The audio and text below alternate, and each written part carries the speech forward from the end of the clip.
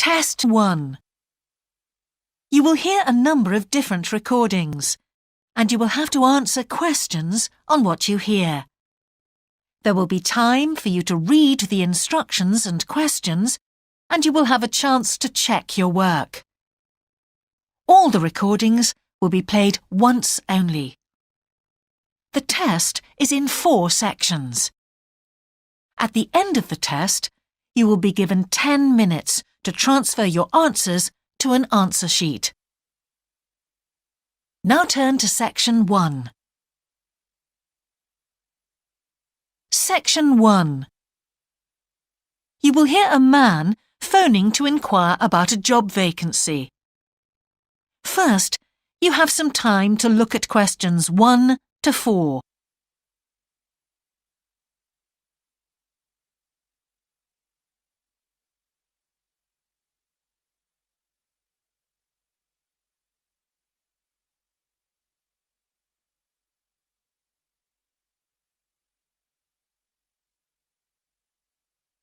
You will see that there is an example that has been done for you.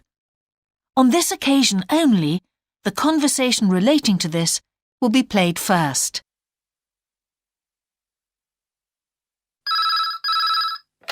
Good evening, King's Restaurant. Good evening. I'm ringing about the job I understand you have vacant. Oh, yes. The job vacancy is at a restaurant, so a restaurant has been written in the space. Now we shall begin. You should answer the questions as you listen, because you will not hear the recording a second time. Listen carefully and answer questions 1 to 4.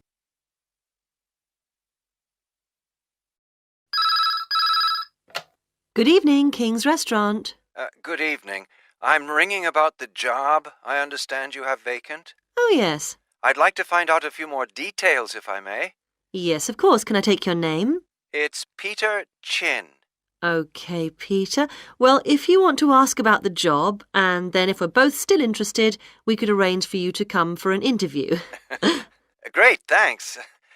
I'm afraid I missed the advert for the job, but heard about it from a friend. That's no problem at all. What would you like to know? Well, what sort of work is it? Washing up? It's answering the phone. Oh, right, fine. And not waiting at table. That'd be good. And how many nights a week would it be? Well, we're really only busy at the weekend. So 2 nights? 3, actually, so it would work out at 12 hours a week. That'd be fine. It wouldn't interfere with my studies. Are you at the university? Yes, first-year physics student. Oh, right. And because I'm not an EU national, would I need a work permit? Yes, you would. Just get your tutor to sign it. That wouldn't be a problem if I were to get the job.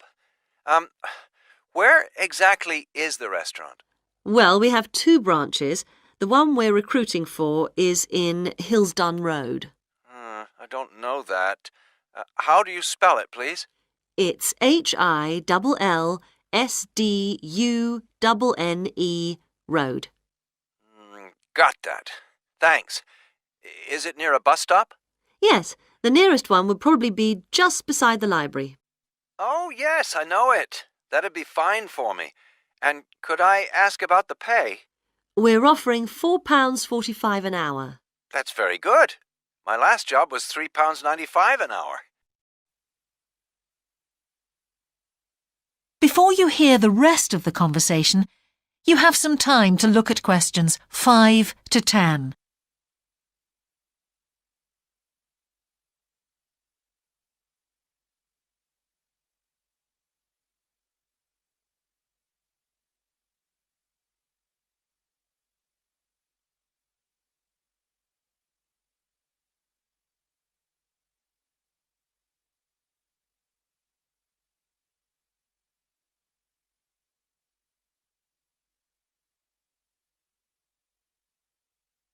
Now listen and answer questions 5 to 10. We feel it's pretty good, and we also offer some good fringe benefits. Really? Well, we give you a free dinner, so you eat well. Right. Better than hostel food. We certainly hope so. And we also offer extra pay for working on national holidays. Oh, that's a really good perk, isn't it? Yes, we think so. And then because of the difficulties of getting public transport, if you're working after 11 o'clock, we drive you home. Oh, that's good to know. Well, we'd certainly be interested in inviting you for an interview, if you're still interested. Oh, yes, certainly.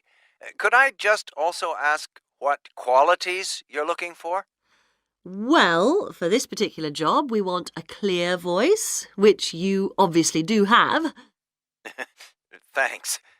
And you must be able to think quickly, you know. Well, I hope I... So, when could you come in for an interview? We're actually quite quiet tonight. Sorry, I couldn't come tonight. Or tomorrow, I'm afraid. Thursday's okay. That'd be 22nd of October? Fine. After 5 p.m.? Yes, fine. Would 6 o'clock be okay? Perfect. And could you bring along the names of 2 referees? Yes, that's fine. No problem. Good. I look forward to seeing you. Oh, by the way, who should I ask for? Oh, yes, of course. Sorry. My name is Samira Manuja. Can you spell that, please? Manuja. Okay. I've got that. Thanks very much. Look forward to seeing you later on then. That is the end of section 1. You now have half a minute to check your answers.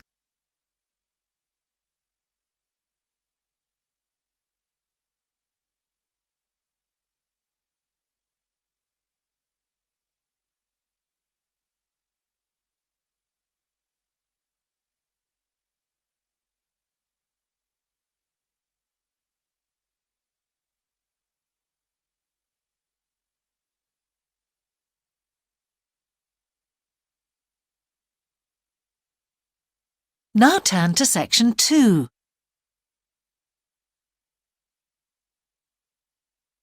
Section 2. You will hear part of a radio programme about the opening of a new local sports shop. First, you have some time to look at questions 11 to 16.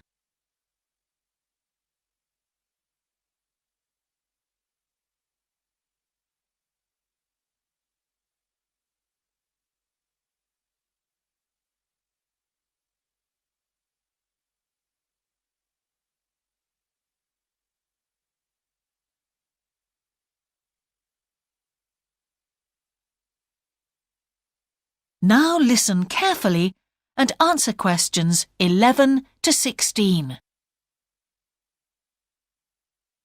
Now we go to Jane, who is going to tell us about what's happening in town this weekend. Right, thanks, Andrew.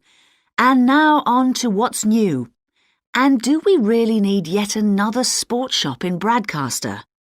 Well, most of you probably know Sports World, the branch of a Danish sports goods company that opened a few years ago. It's attracted a lot of custom, and so the company has now decided to open another branch in the area.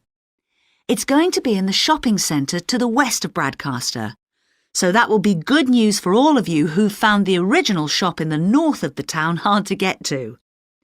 I was invited to a special preview, and I can promise you, this is the ultimate in sports retailing. The whole place has been given a new minimalist look with the company's signature colours of black and red. The first 3 floors have a huge range of sports clothing as well as equipment.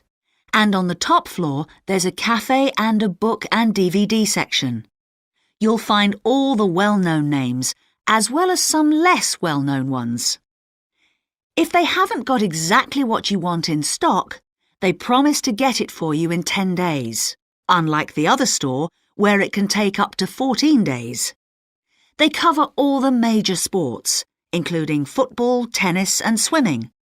But they particularly focus on running, and they claim to have the widest range of equipment in the country.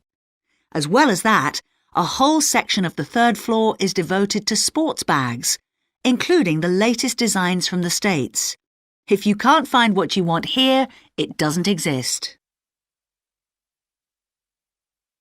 Before you hear the rest of the programme, you have some time to look at questions 17 to 20.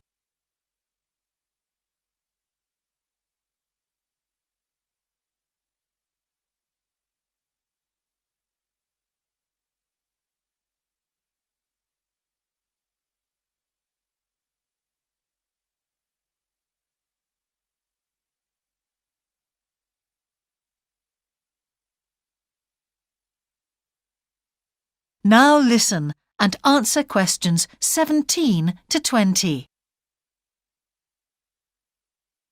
The shop will be open from 9 a.m. this Saturday, and if you go along to the opening, then you'll have the chance to meet the national 400 metres running champion Paul King, who's coming along to open the shop. And he will be staying around until about midday to chat to any fans who want to meet him and sign autographs. Then there will be a whole range of special attractions all weekend. There will be free tickets for local sporting events for the first 50 customers, and also a special competition open to all. Just answer 15 out of 20 sports questions correctly to win a signed copy of Paul King's DVD Spring Tips, while the first person to get all the questions correct gets a year's free membership of the Broadcaster Gym. All entrants will receive a special sports calendar with details of all Broadcaster fixtures in the coming year. One of the special opening offers is a fitness test, a complete review of your cardiac fitness and muscle tone, actually done in the shop by qualified staff. This would normally cost £30, but is available at half price for this month only. There are only a limited number of places available for this, so to make a booking, phone 560-341.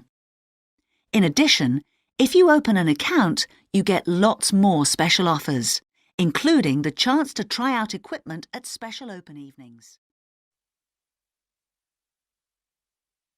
That is the end of section 2. You now have half a minute to check your answers.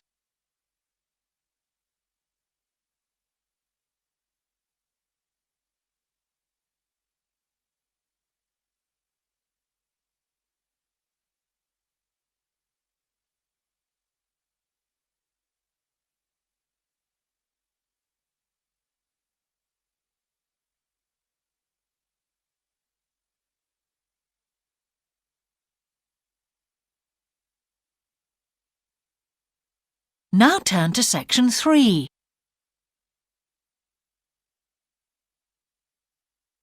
Section 3. 2 overseas students called Spiros and Hiroko have just finished the first semester of their university course. They are discussing with their English language teacher how they coped with the course. First, you have some time to look at questions 21 to 25.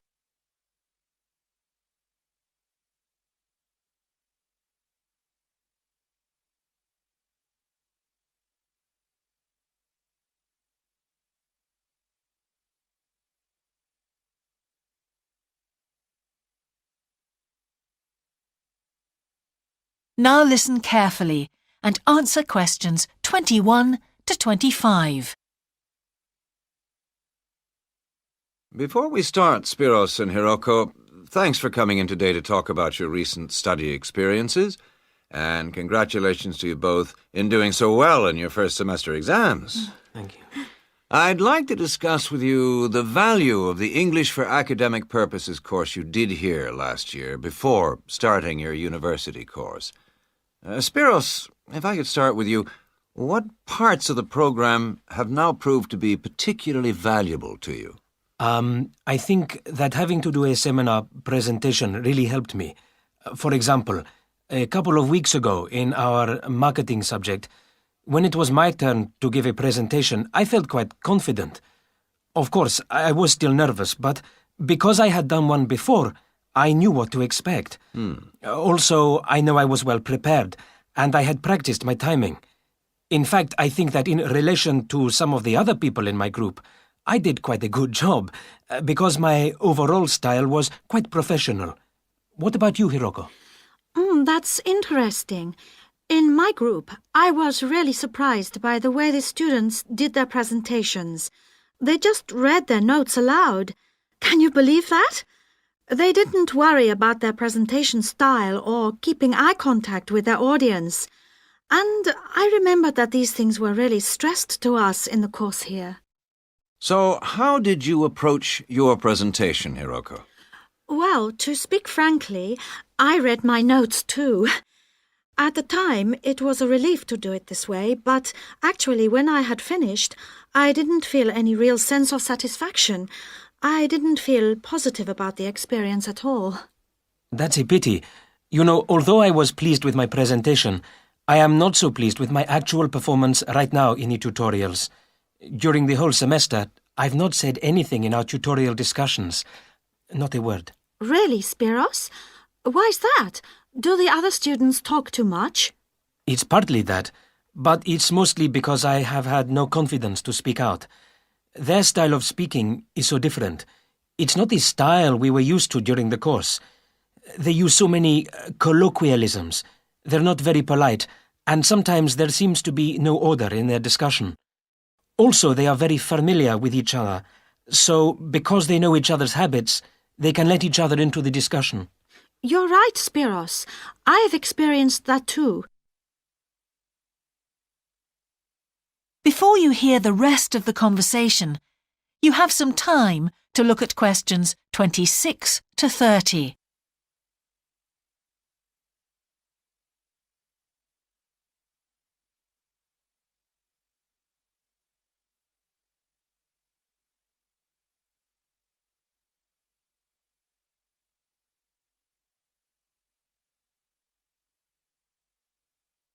Now listen and answer questions 26 to 30.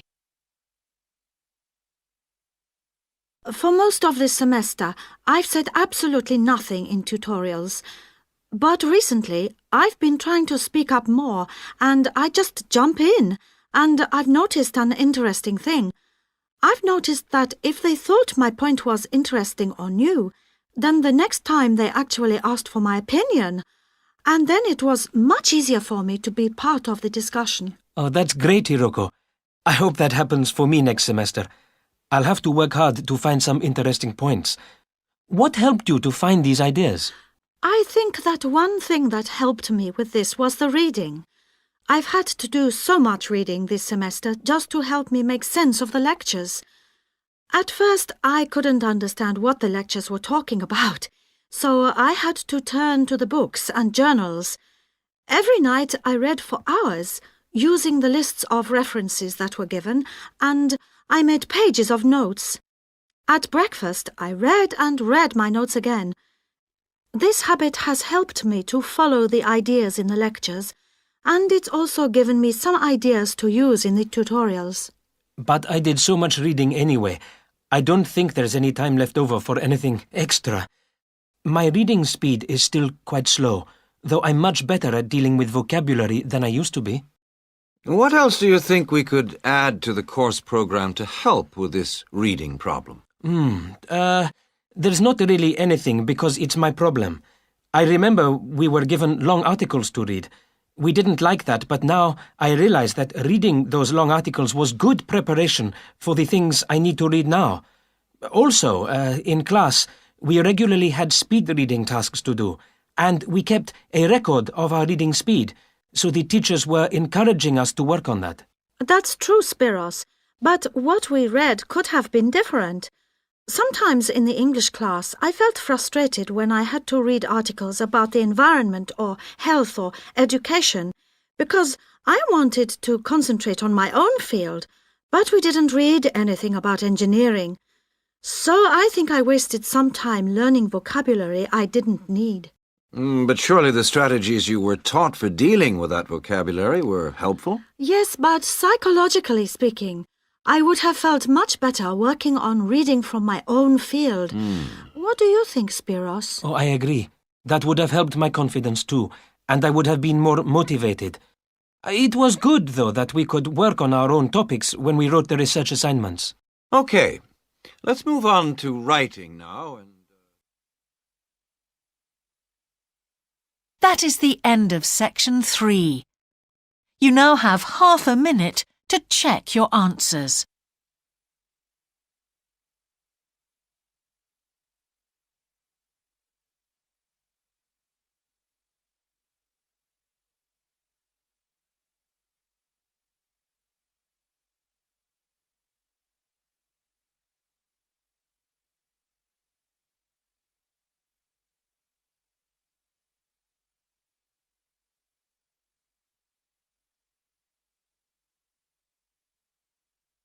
Now turn to section 4.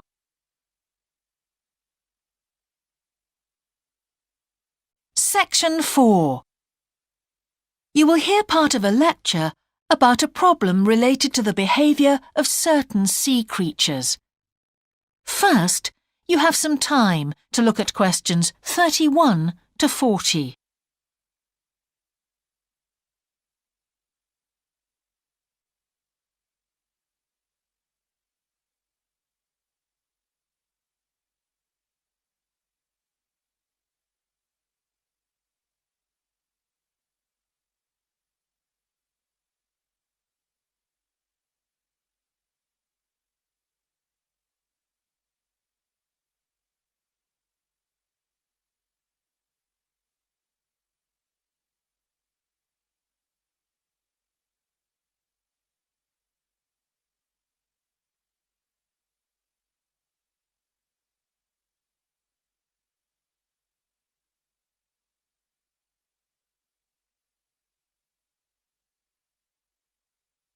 Now listen carefully and answer questions 31 to 40. Good afternoon, everyone. Well, with some of you about to go out on field work, it's timely that in this afternoon's session I'll be sharing some ideas about the reasons why groups of whales and dolphins sometimes swim ashore from the sea right onto the beach and, most often, die in what are known as mass strandings. Unfortunately, this type of event is a frequent occurrence in some of the locations that you'll be travelling to, where sometimes the tide goes out suddenly, confusing the animals. However, there are many other theories about the causes of mass strandings. The first is that the behaviour is linked to parasites. It's often found that stranded animals were infested with large numbers of parasites. For instance, a type of worm is commonly found in the ears of dead whales. Since marine animals rely heavily on their hearing to navigate, this type of infestation has the potential to be very harmful. Another theory is related to toxins or poisons. These have also been found to contribute to the death of many marine animals. Many toxins, as I'm sure you're aware, originate from plants or animals. The whale ingests these toxins in its normal feeding behaviour, but whether these poisons directly or indirectly lead to stranding and death seems to depend upon the toxin involved. In 1988, for example, 14 humpback whales examined after stranding along the beaches of Cape Cod were found to have been poisoned after eating tuna that contained saxitoxin, the same toxin that can be fatal in humans.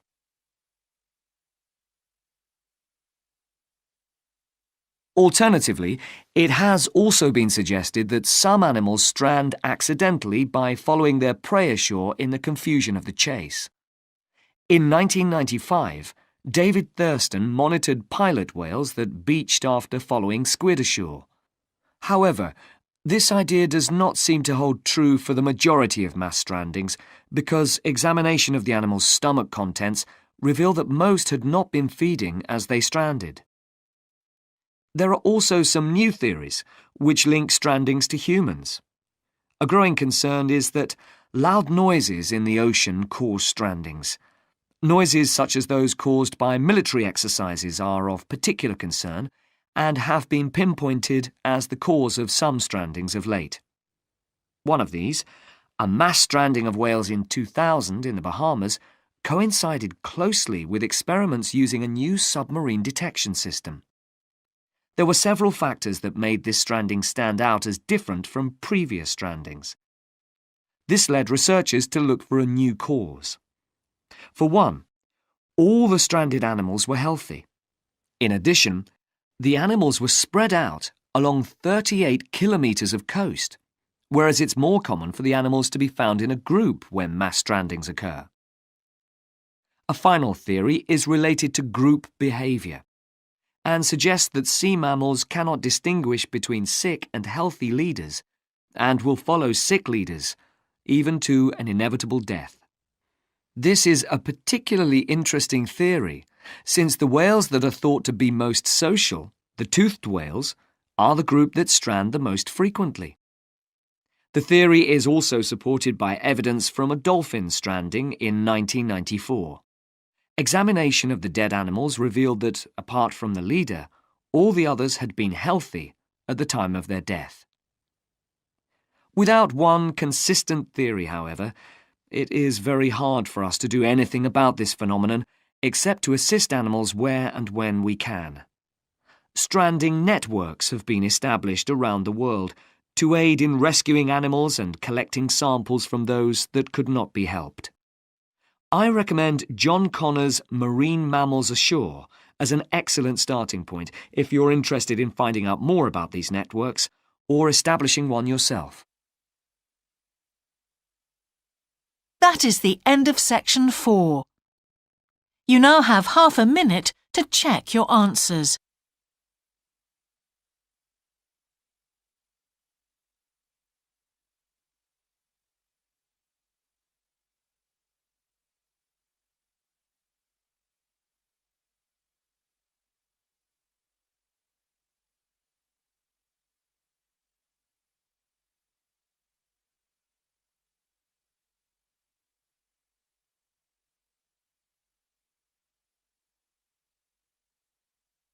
That is the end of the listening test. In the IELTS test, you would now have 10 minutes to transfer your answers to the answer sheet.